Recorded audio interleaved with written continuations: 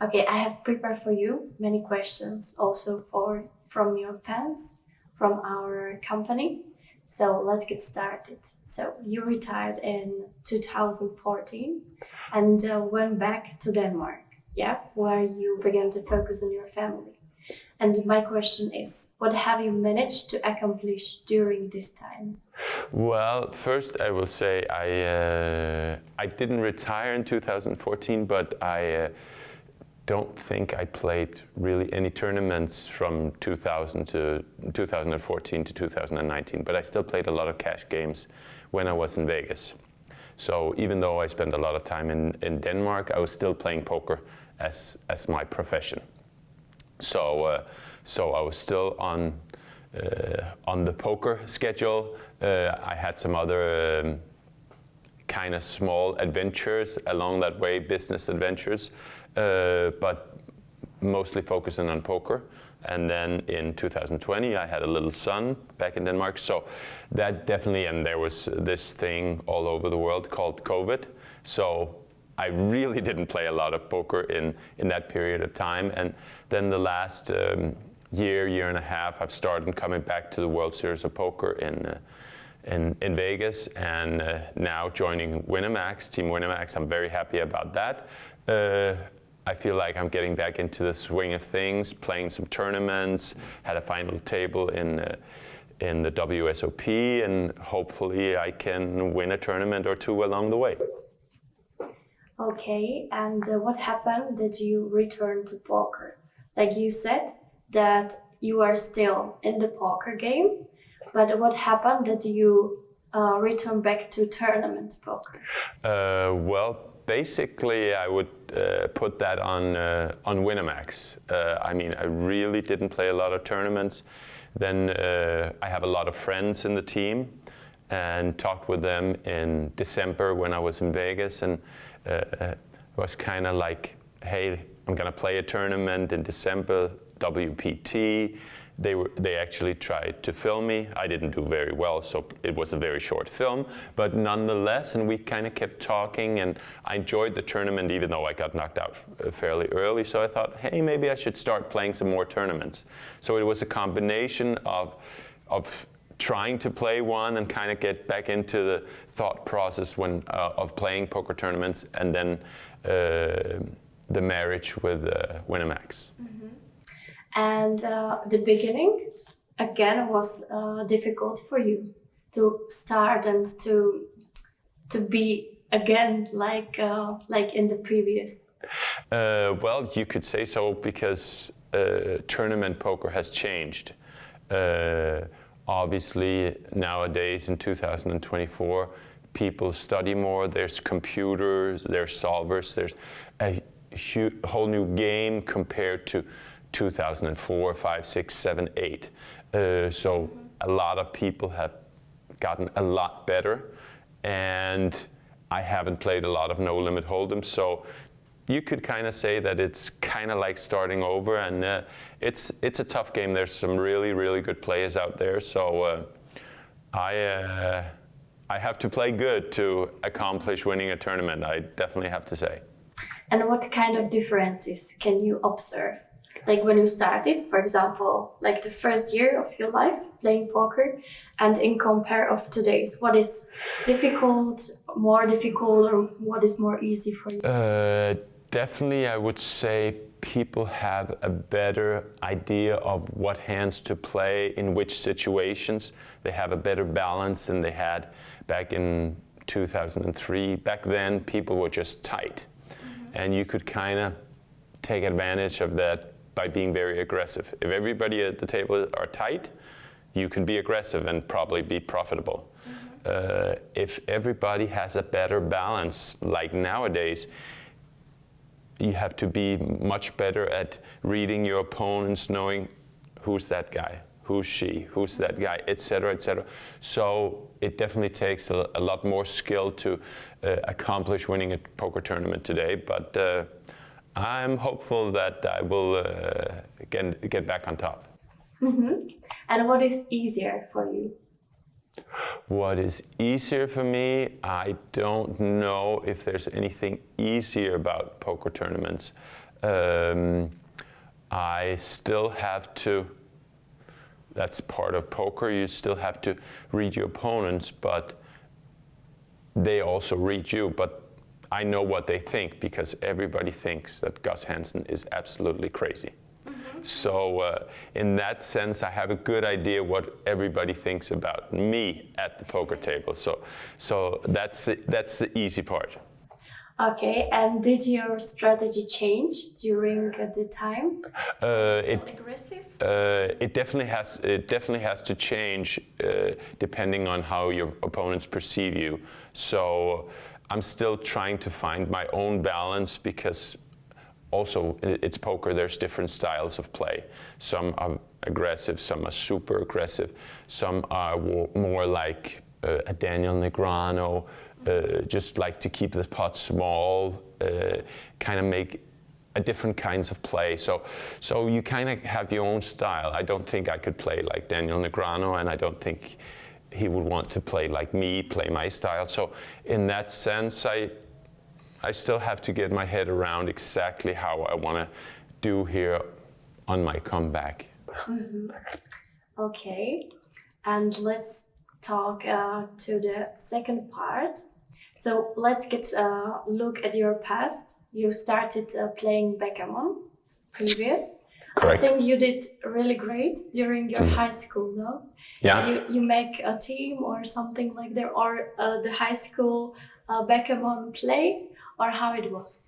Well, basically, back in the days, we're back in high school. It's like probably like 91 or something like that. So I guess 33 years ago. And Denmark is probably throughout the last like 35 years the best backgammon country in the world. There's so many that plays. There's the Danish Backgammon Federation. There's weekly tournaments all over. There's a team tournament throughout the year. There's Division 1, 2, 3, 4, 5, 6. So there's really a lot of plays, which is a good environment to learn. So it was easy for me. It was a passion for me. I was in high school. What do? I mean, you don't want to do homework. Of course you do, but there's more fun things to do, and one of them was playing backgammon, and there was a lot of tools to get better back then because there was a lot of good players. So I finished high school, and in Denmark you normally some people take a year off just to travel a little bit, and I traveled with backgammon, and I never went back. And why did you switch from backgammon to poker? Basically because backgammon can be a little personal, especially if you and I sit and play backgammon. If you always lose, then at some point it's not that much fun to play. Where in poker, a lot of times you have like 8 players at the table. Sometimes you lose, sometimes you win, but you don't exactly know how everybody else at the table. Maybe you know that Gus wins more often than he loses, but it's not as personal as sitting 2 guys in front of each other as a backgammon table. So sometimes it was hard to get a game. And also the backgammon community, if it's that size, then the poker community is up to the 5th floor. There's just so many more tournaments, there's so many more players, and with that, so many more opportunities. So, I mean, I still play backgammon, but more recreational, and because the opportunities in poker are just so much bigger. Okay, thank you. And how do you remember your early days in poker and your times of greatest fame? You would still play in Bobby's rooms with your old friends, or which stars from that era are still your friends today? I would say like I did play with some movie stars back in the days, but it was once in a blue moon that basically the movie Rounders, Matt Damon came out to Vegas and played the main event. So I played with some of those, but basically some of the poker players from then are still my friends, like the Phil Ivey, the Daniel Negreanu, etc., etc.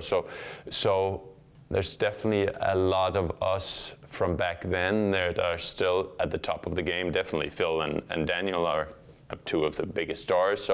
So they're still my friends, etc. So poker has been a great journey for me because I still have many good friends from the game, and it's an exciting game because every time it's a new hand, it's a new opponent, it's a new event. So I'm just happy that I found my way in this game. Mm-hmm. And do you have other hobbies? Uh, The poker began on. I love to compete, and I'm a big sports fan. So I've played all kinds of racket sports throughout my youth, throughout my poker career, and nowadays it's a new thing. I don't know how big it is in here in Slovakia, but I played paddle here yesterday.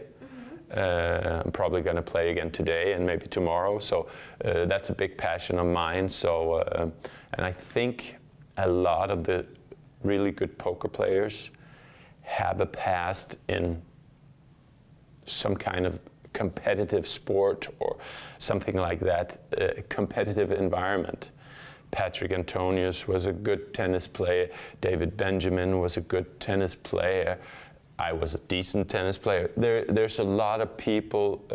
You have some top football players from the UK who turned out to be great poker players, etc. So that competitive nature, I think that's definitely a help when you get into poker. So sports competition is definitely a huge hobby of mine. I did the research also, and you were really good player in live tournaments. But on the other hand, in online, it wasn't as good as in live tournaments. Correct. What do you think? Like, what happened? That's a good question, and basically, it is the same game. The speed with which it's played is somewhat different. When you sit in front of people, you have a dealer, shuffle the cards, deal the cards. Online, it's more instantaneous. And online, you can play 2, 3, 4 tables.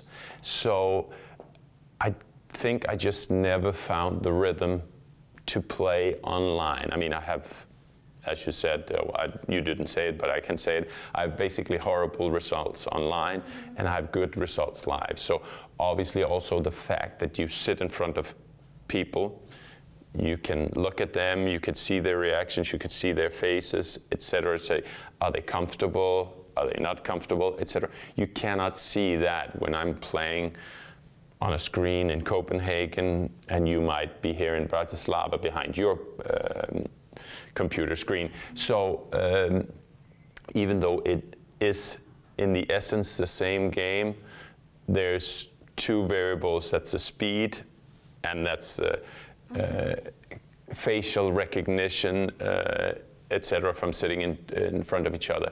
So basically, I would say I just never cracked the code, and throughout my career, I've also been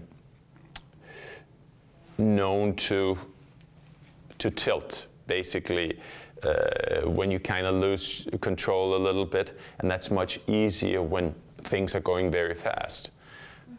I have tilted in live games as well, but it's easier to calm down, go to the restroom, take a break. You can do that while playing online, but if you're playing 3 tables, you might just be in the midst of it. And so I've done a lot of mistakes playing online, and therefore I have very bad results. What part of your life are the most important for you?